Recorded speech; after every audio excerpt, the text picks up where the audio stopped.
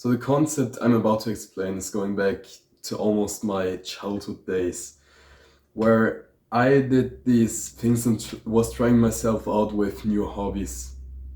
For example, I went to badminton for a while and stayed there until it didn't give me any pleasure anymore. I was going there with a girl that I was in love with actually. It was this little child romance you can imagine, and then I was always going with her and we trained together. I was still this chubby guy, this little chubby fat kid with insecurities that sweated like a pig. And I really wanted to put some more effort in, but it felt like I couldn't. And I also did not put any more effort in because, okay, it's so hard going to the school in which this badminton course is hosted. And I don't actually get so much from it right now, so I might just quit because it's easier. So I quit, and then I did no sports for 10 years after that. No, not 10 years, but 6 years probably. Right, so with that, it's kind of okay. Badminton would have been good for me, but it actually didn't feel like it. And during that time, after I quit badminton, okay, I need a hobby. So my mom bought me a little laptop, a cute little laptop, which wasn't even made for gaming. It was this weird kind of office laptop for 300 euros. And on there, first of all, I started playing Fortnite. It was the first time for me actually playing these video games, and I can imagine having such a great time hopping into my first matches and getting my first kill with a grenade launcher. I actually remember that. So with that, it's kind of easy to keep in mind that, okay, this brings you a lot of pleasure, but you might know me and you might know that I've wasted solid 10,000 hours playing video games, at least. Basically, I've thrown away my childhood with this. And you might argue, okay, you had a good time during that time. No, I did not have a good time. I was pretty depressed actually. It wasn't good enough for me playing these games. I needed to get better, and then I got into these higher circles in the video game because I wanted to play with better people, of course. The guys that were dying on themselves all the time, I did not want to play with them, so I kind of isolated myself and got into the top 10% in Fortnite. I was really good at the game, by the way. But then, you know, what's there? What's up there? It's other guys that don't really have a life. It's other guys that do care more about the video game, the virtual worlds, instead of actually getting good grades in school. Actually getting some new hobbies and trying to grow in their childhood years. I wish I would have gone on more adventures. I wish I'd been out more with my father, going to hunt some deers, maybe even trying fishing with a relative, right? You know that the things that hold you back right now and that kind of soften you, that kind of weaken you. You know, the endless scrolling, the video games, they keep you in front of your monitor in your room, but they don't actually bring anything to your life. Because after you've grown up a bit, after you've gotten responsibility, it can't go on forever like it is right now. You gotta go out and make a living eventually. And the sooner you start developing these skills, the sooner you will have a better chance at actually getting to the dream life that you would have wanted to live. But if you play video games all the time, you can't develop these skills. So if you can't develop these skills, then you're underlived and underskilled. There's this hustle community in the teenage world, right? They say, okay, you gotta do 24/7 productive things. With that, they become very skilled, right? But they live less of the life. And then there's the guys who say, okay, I don't care about money, I don't care about getting better right now. Just let me do the stupid shit, get me onto parties, and I'm trying to live my best life. He becomes underskilled. The guy which sits in his room and doesn't actually care about the real world, and also not about his personal development. he does not get any of these borderline things, right? And with that, it's quite dangerous to me because I see a lot of young guys, which I'm trying to reach with this video, wearing these Jungle Div t-shirts, you know what I'm saying, from League of Legends. And sadly, I think it's an epidemic right now that many guys do not know where they want to go and are just fine with where they are. They don't have a vision, but are just living day to day. And it's so dangerous to me because if I wasn't caught by these self-improvement videos on YouTube, then I would have wandered around watching these meaningless videos on the new game that just came out and the new drama. Oh, we don't care about this. And if you say, okay, yeah, this what he's saying actually makes sense right now, then I want to kind of make you see that you're leveling up in video games right now. You're building skills. You hit more and more headshot snipes. But you could also get these headshot snipes in real life, not in a Hitman way, right? But in actually achieving your goals with 100%. Imagine what it's like to build up your social skills from the time you went to the barber and kind of said, let your mom speak for you because you didn't know what you wanted.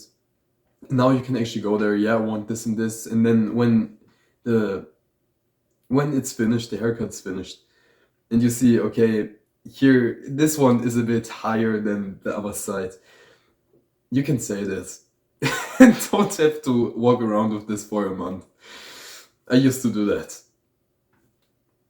Maybe it's just me. Maybe you can relate to this, and I hope you can. What I really want to give with this concept is kind of pile up the good things objectively, even those which do not seem good right now. Because you know that if you've gone to the gym, right, you had to push weights for a solid year to actually see some results on your body, to actually lose the fat and then see maybe a bit more of chest muscles. Then you train another 2 years and you get leaner and you can see the fibers of your shoulders. This feels amazing. And every time, think of this, every time you look into the mirror, it's not you with this fat flap, but it's actually you which has done the uncomfortable thing and now can look into the mirror with pride and say, okay, I've done this and I actually look pretty good. It's the same for skills. If you had social skills and you learned how to talk to people and got better up in conversations, then it would be such a magical thing for you if you were kind of in your room all of the time playing video games, right? It's this development that you want to have, but it doesn't have to be in video games.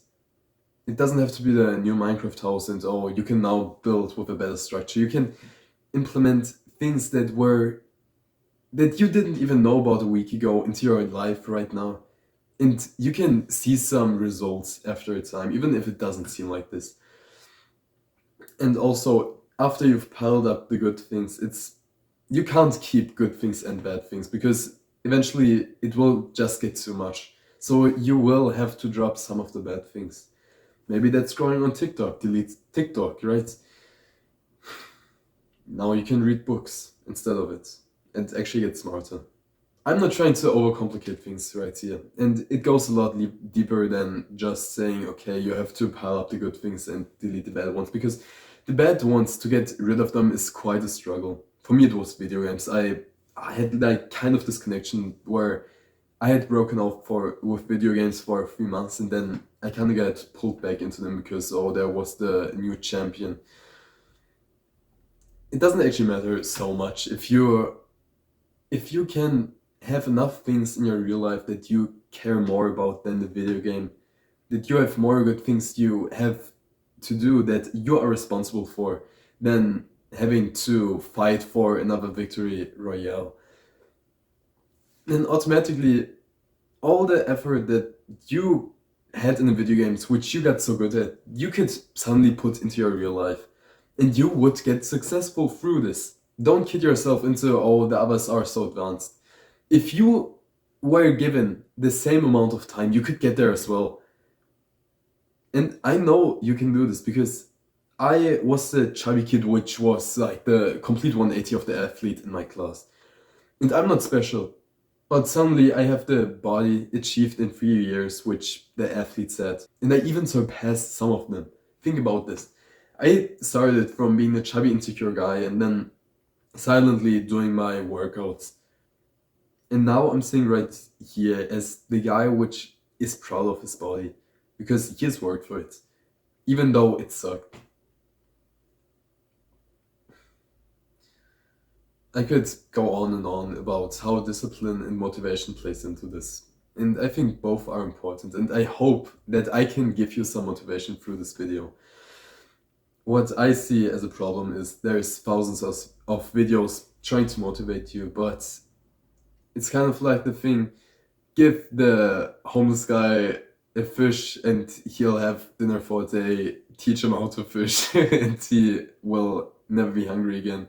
I don't know if it was the homeless guy, but if I could teach you to get motivated more often, then I would rather have that than you endlessly consuming these 3 minute talks before your workout, right? So the way I get motivated is by looking at the things I've achieved already. For example, if you're now going to the gym, you can look at your biceps, and if you see it, of course you want to grow it even more because, oh, it's gotten so big already, let's see how much further I can get this. And maybe in a month I'll have 2 centimeters more. And for friends, if you want to build up friends, my goal here, I've kind of strayed from this, but whatever. My goal here is to build up some more brotherhood because it's what I've been missing for my whole life, honestly. I don't find so many people that I can actually attach to because, quite frankly, I think a lot of them are assholes and the other ones just don't grow. And suddenly it's this weird space where you just surpass a lot of guys and that you actually liked, and now you have to let them go. And now you feel alone. Okay, why are you alone? You could say that you are getting the worst results in your life because you've done the right things. And this is just not fair. I think things will compound over time, but in the moment, it will feel a lot worse. If you've gotten your dopamine up by video games and videos all of the time, then of course it will feel weird going away from this and living this kind of almost detox your lifestyle. But it would be what I encourage you to do. Just 3 days ago, I started going on a little dopamine detox. I disabled my phone for 48 hours and had no media during that time. And if I can be honest to you, it was such a gift for me because it was the first time that I was thinking big thoughts again. Not just the small ones, which I've basically copied off videos of other people, but it was the ones that I've experienced in my stories and my life. And now imagine how big that would be for you if you can see it, if you reflect on yourself right now. You have a lot of thoughts that you have gotten from the internet and from other people talking to you, such as me. If you cut that out completely, you start becoming you again. It's almost like the content you consume kind of shapes you, reshapes you, and suddenly you're not you anymore, but just the content you consume.